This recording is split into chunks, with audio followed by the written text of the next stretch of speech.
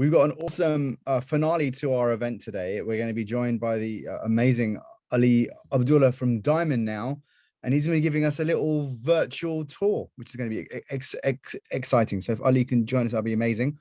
And so Ali, what are we going to be looking at here? Is it going to be looking at a video of one of your facilities, correct? And you're going to be explaining about some of the circularity and recycling elements like that happen, right? Correct?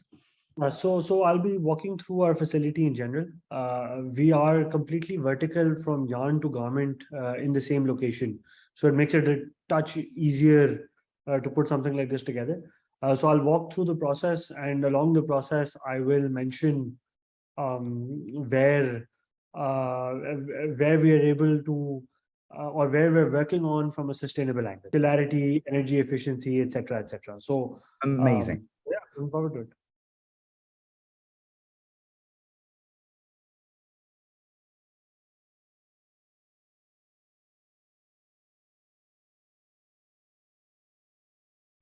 So this is an overview of our facility. It's located in Shekhupura, on the outskirts of Lahore. A brief shot of a cotton field. We generally don't grow our own cotton. We buy most of our cotton. And what we saw previously was a brief shot of a cotton field and how it's grown. I'll focus more talking about PCW cotton and PIW cotton, since the key focus for us today is circularity. A brief shot of one of our older facilities where we are recycling and shredding post-consumer garments. We have a newer facility in the works. The technology is changing quite fast, so it's important to keep evolving this process to increase our efficiency in this. The inputs from this come from several places. So post-consumer waste we buy from several suppliers, as we've discussed earlier in the day as well. When it comes to pre-industrial waste, we use a lot of our own internal waste and also buy some waste from our competitors, really. Some from bedwear, some other denim mills as well. The key reason we like to buy from bedwear manufacturers are that they use usually longer blends, longer staple lengths of cotton, so Pimas, Gizas, and they help in enhancing the strength of the fibers for later on in the process.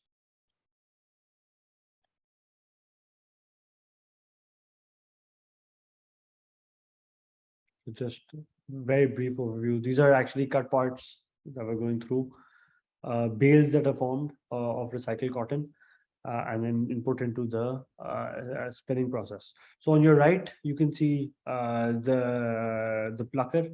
It's all the bales are laid out uniformly. So the bales are laid out uniformly. We lift from multiple bales so that if there's any quality problem in any one bale, we have enough of a blend to avoid that. Then right next to that was the blow room section, where we're sorting out contamination, cleaning the fiber, and then we come into the carding, which we just saw, which basically which is basically making the fibers, cleaning the fiber further, eliminating short fibers, making the fibers parallel to each other. Yeah, so that's the carding process. Then we move to the drawing process, which is basically taking it through a series of rollers to strengthen it a little bit, parallelize the fiber further, combing to eliminate more waste. The simplex, which is basically converting it is making the sliver thinner. Then we move on to the ring frames, which is where we introduce the count, introduce Lycra, NET 400, and then the winding section, where we wind the yarn onto cones, condition it in the case of Lycras where it's needed. All the yarns tested in our lab. This is us reusing some soft waste. Soft waste is basically waste gathered from all over the spinning process and reintroduced. So it's not really pre-industrial or post-consumer, but we still use.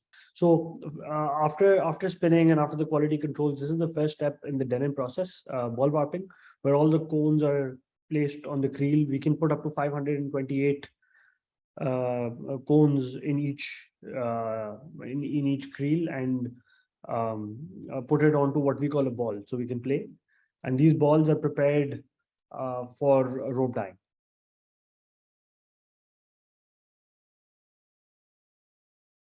And then this is the rope dyeing machine where the balls are input. Each line is drawn into the machine. So rope dyeing is the heart of our process.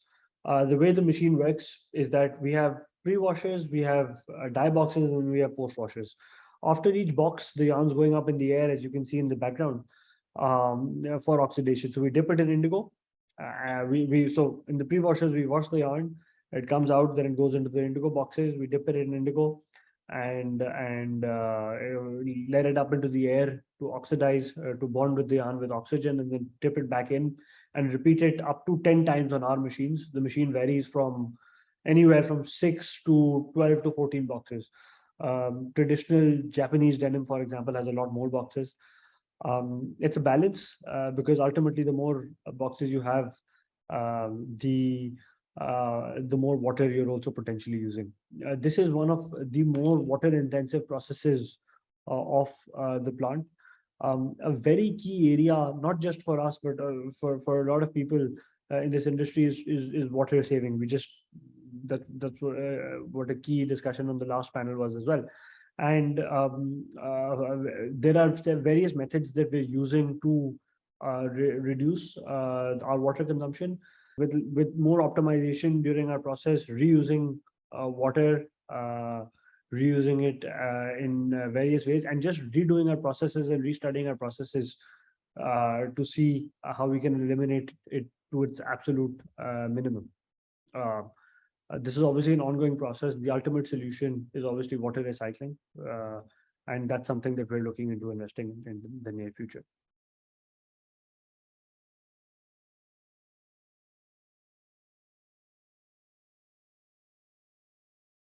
Sizing, to strengthen the yarn, we dip it in starch, usually in the case of denim, and then take it to weaving so that it's a pretty brutal process so that it can withstand. In the weaving, what we'll actually just see shortly is the selvage waste, the lino waste, as you can see in the center of your screen right now. This is another pre-consumer, pre-industrial waste step that we use in the shredding machine to reuse in the process. So it's gathered and then we put it together. Obviously, what we're using, what we do ourselves is very easy to track as to what it is. After weaving, we go to finishing. This is just a brief shot of our finishing department. Many steps, but the simplest of finishings that we go through is the singeing, which is burning the surface of the fabric so that we can get rid of any fluff. And we go through several processes. So in the finishing process, we have several steps. So you saw a shot of the singeing.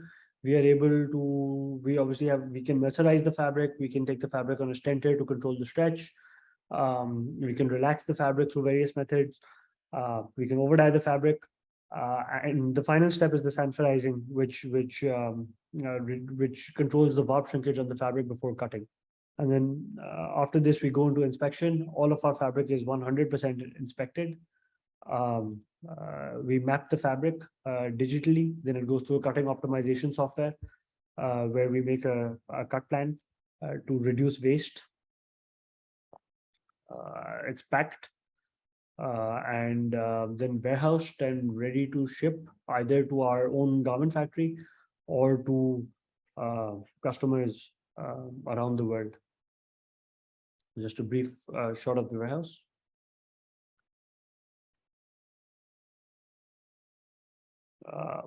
A brief shot of our lab.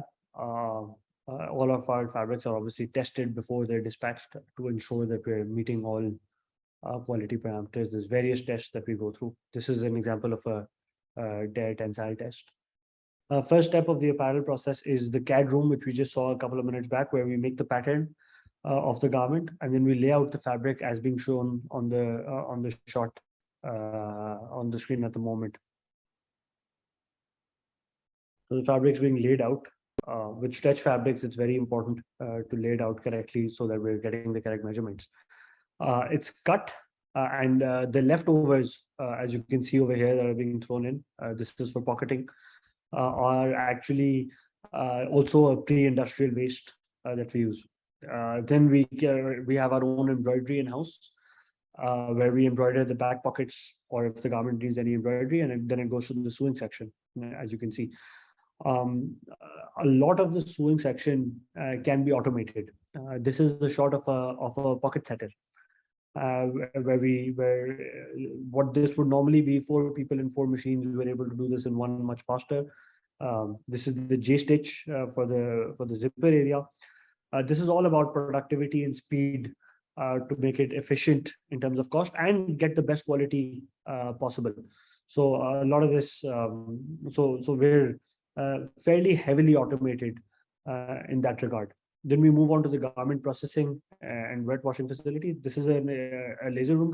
Laser is an essential part of the process.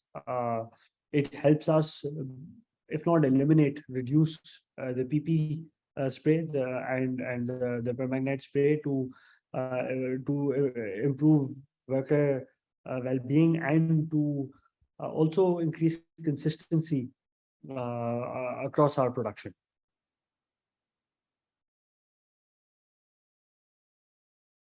An ozone machine to again for sustainable finishes. A short of a washing machine. What you saw over there was the up system where we're basically lowering our liquid ratio, and then they go into the dryers after that to dry, and then they're finished. The loose threads are cut off. In some cases, the patches added later. The final touches of the garment, just make sure ironed, measured for quality, just inspected very thoroughly to make sure everything's fine.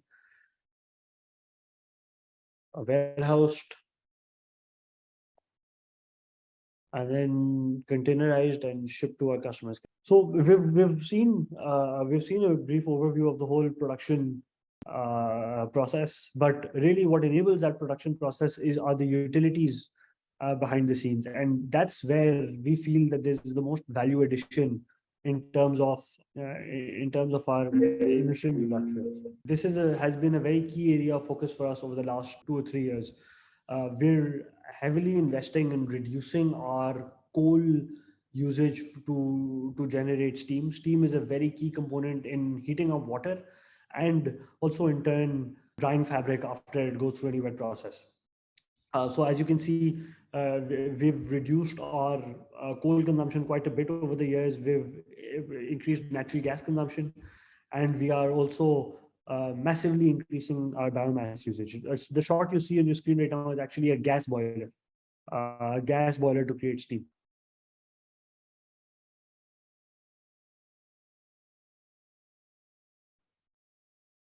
A shot of the gas engines that we use for power. We are heavily investing again in reducing our greenhouse gas emissions. Over the last year, we've reduced by about 20%. Well, 18.2% to be precise. This number is a very key area of focus, again, not just for us, but many mills around. So we're investing in a lot of renewable energy like solar. So we have a 4.2 megawatt solar project under installation. So we don't have any shots, but for this video, but it'll be operational in the next couple of months, and that should help enable us to reduce this number further. A shot of our water treatment plant.